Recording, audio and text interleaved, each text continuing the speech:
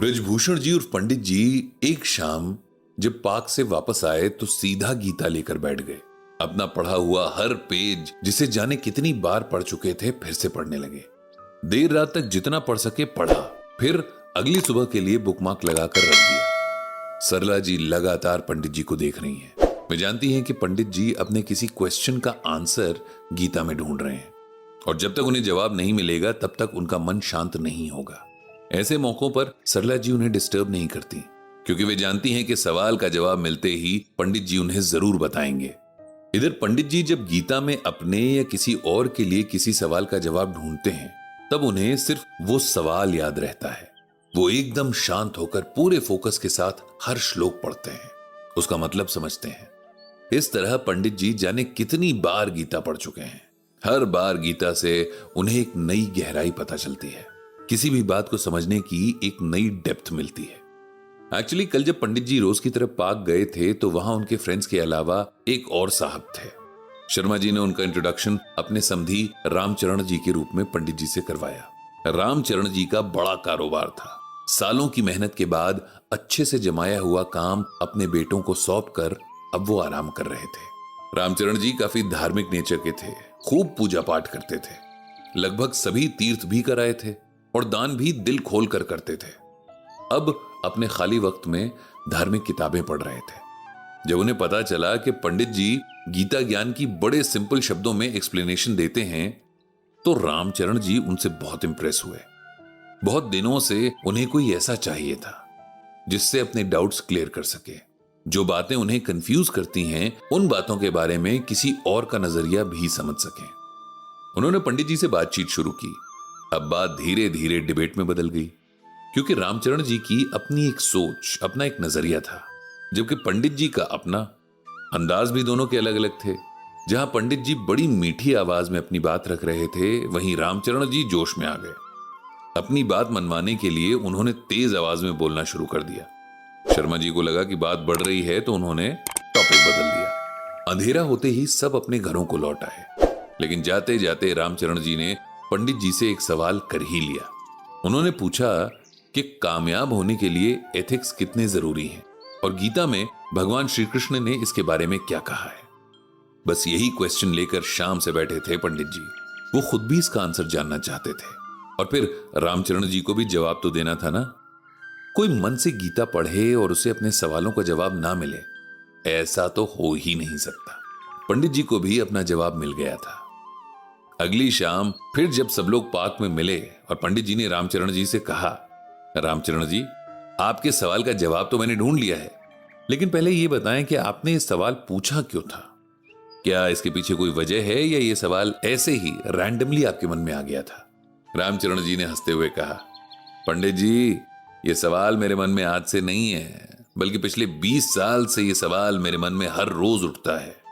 मैंने कई लोगों से, कई किताबों में इसका जवाब ढूंढने की कोशिश की, लेकिन कोई ऐसा जवाब नहीं मिला जो मेरे मन को सही लगे। इसीलिए आपसे भी पूछ लिया। अब तो पंडित जी की क्यूरियोसिटी और बढ़ गई थी। आखिर ऐसा क्या हो रहा था पिछले 20 साल से जो रामचरण जी को यह सवाल परेशान कर रहा था? उन्होंने फिर रामचरण जी से पूछ ही लिया। अब रामचरण जी ने जवाब में एक पूरी कहानी सुनाई। बात तब से शुरू होती है जब रामचरण जी ने अपना सर्जिकल इक्विपमेंट्स का काम शुरू ही किया था। उन्होंने एक बड़े प्राइवेट हॉस्पिटल के सामने एक दुकान किराए पर ली थी। शुरू में बिजनेस बहुत स्लो था, क्योंकि हॉस्पिटल्स के पहले से ही पुरानी सर्जिकल शॉप से कॉन्ट्रैक्ट्स थे। वो सब वहीं से सामान खरीदते थे। काम के सिलसिले में पंडित जी ने हॉस्पिटल्स आना जाना शुरू कर दिया था। वे घंटों इंतजार करने के बाद डॉक्टर्स से मिलते, उन्हें अपने काम के बारे में बताते और ऑर्डर्स की उम्मीद लगाते। धीरे धीरे उनकी मेहनत रंग लाने लगी थी। हॉस्पिटल के अंदर डॉक्टर्स से उनकी दोस्ती होने लगी थी और उन्हें ऑर्डर्स मिलने लगे। शहर के सभी बड़े हॉस्पिटल्स में रामचरण जी अपने काम के सिलसिले में जाने लगे थे। हॉस्पिटल्स को जिंदगी बचाने वाली जगह माना जाता है। डॉक्टर्स को तो हमारे यहां भगवान का दर्जा दिया जाता है, लेकिन कई हॉस्पिटल्स जिंदगी का सौदा पैसे से करते हैं। वहां इंसान की जान की कीमत उसके बैंक अकाउंट में जमा पैसों से तय होती है और कुछ डॉक्टर्स भी इस खेल में शामिल रहते हैं। रामचरण जी की दुकान के आगे जो हॉस्पिटल था, उसके हालात तो और भी खराब थे। इलाज के नाम पर लोगों से खुलेआम लूट खसोट की जाती थी। और उसके बाद भी सही से इलाज नहीं किया जाता था। दिखावे के लिए चमचमाता हॉस्पिटल, बड़ी बड़ी डिग्रीज और एक्सपीरियंस वाले स्पेशलिस्ट डॉक्टर्स और 5 स्टार होटल्स वाली फैसिलिटीज मौजूद थी, लेकिन जो उस जगह की मूल भावना होनी चाहिए थी, यानी ह्यूमैनिटी और सेवा भाव, वही गायब था। इस सब के बावजूद वो हॉस्पिटल हर दिन तरक्की कर रहा था। उसके ओनर्स पैसों में खेल रहे थे और यही सब देखकर पंडित जी के मन में ये ख्याल आता था कि एथिक्स को किनारे रखकर भी ये लोग कितने सक्सेसफुल हैं। सब लोग इनका सच जानते हैं, लेकिन कोई कुछ नहीं कहता। सब ने इसे एक्सेप्ट कर लिया है। हर सुबह जब भी मैं इस हॉस्पिटल को देखता था, मेरे मन में बस यही सवाल आता था कि इतना अन्याय होने के बाद क्या ईश्वर न्याय करते हैं? क्या बिना अपने एथिक्स को छोड़े इंसान सक्सेसफुल नहीं हो सकता?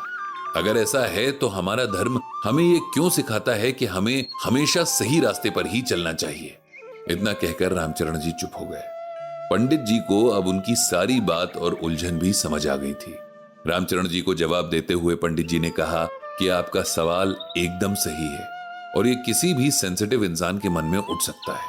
तो आपके सवाल के जवाब में मैंने गीता का ये श्लोक ढूंढा है, इसे ध्यान से सुनिए। एवं प्रवर्तितम चक्रम नानुवर्तयति यह अघायुर इंद्रिया रामो मोघम पार्थ स जीवति।